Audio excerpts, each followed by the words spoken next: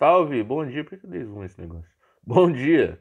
Galera, esse é o assunto que a gente vai abordar hoje para a gente fechar a matéria do segundo bimestre. Tranquilo? As próximas aulas até o final a gente vai fazer algumas atividades e revisões até a prova de vocês, beleza? Então vamos lá. O famoso, o brabo, o francês mais emblemático que existiu antes de Zinedine Zidane e Kylian Mbappé, Napoleão Bonaparte.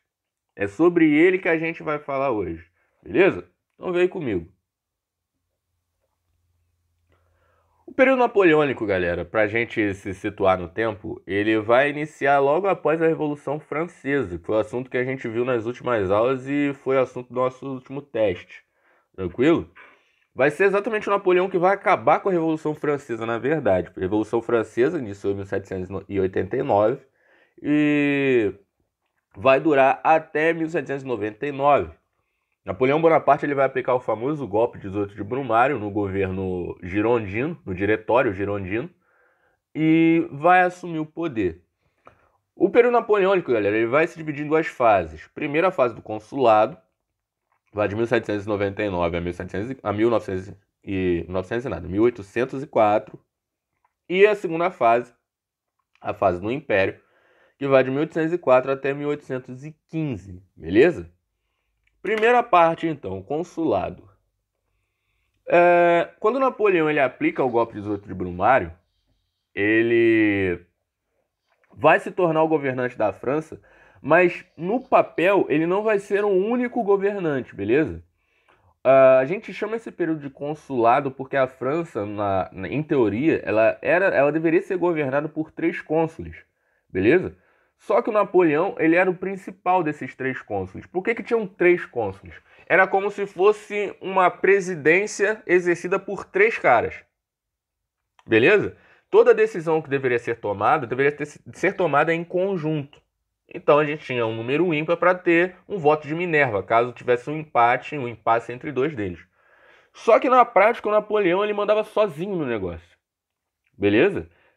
Os outros dois eles estavam lá porque a Constituição que ainda existia na França ela determinava três cônsules.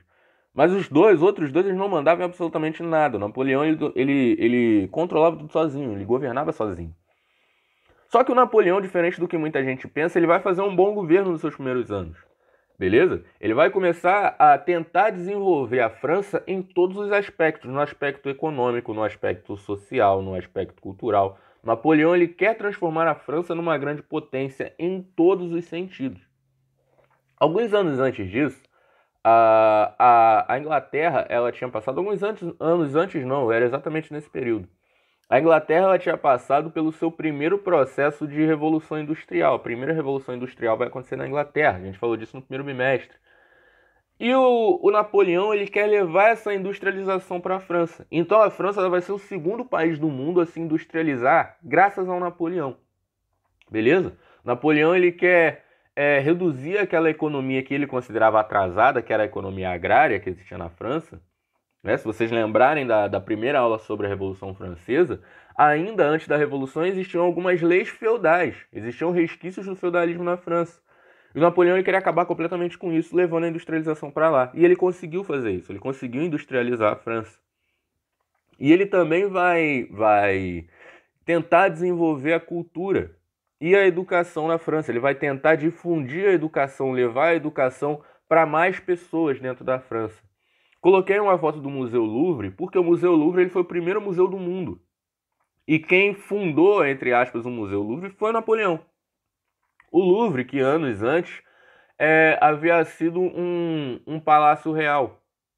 Os antigos monarcas franceses eles viviam no Louvre, no palácio. E como ele estava desativado desde a Revolução Francesa, o que o Napoleão ele fez? Ele transformou o Louvre em um museu. Ele começou a levar obras de arte para lá, ele começou a comprar obras de arte, ele começou a investir em pesquisas, a colonização que a França fazia aqui na América, por exemplo, plantas que eram pesquisadas aqui por pesquisadores franceses, por botânicos franceses, eram levados para o Louvre para serem estudadas e também para ficarem em exposição.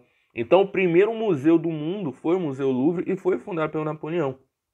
beleza? Exatamente para levar essa cultura ao povo da França.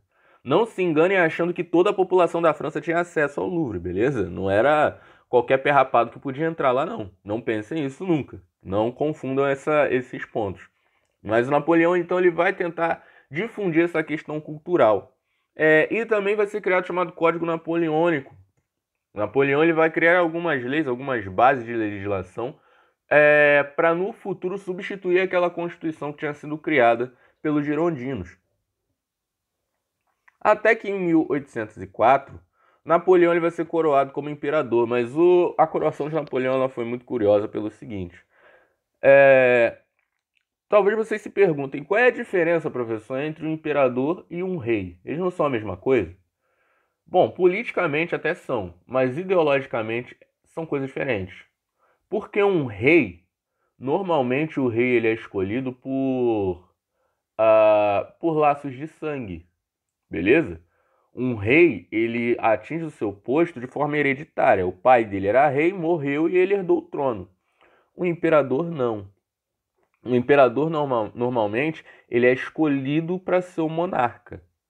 Normalmente os imperadores eles têm apoio popular. Os antigos imperadores romanos, por exemplo, existiam casos em que o filho herdava o trono do pai. Mas a maioria dos casos os imperadores eles eram escolhidos. Os imperadores ou eram generais, líderes de exércitos, ou eram muito populares dentro do povo. E o Napoleão ele foi escolhido pelo povo para ser imperador. Fizeram um plebiscito na França e ele foi escolhido para ser imperador.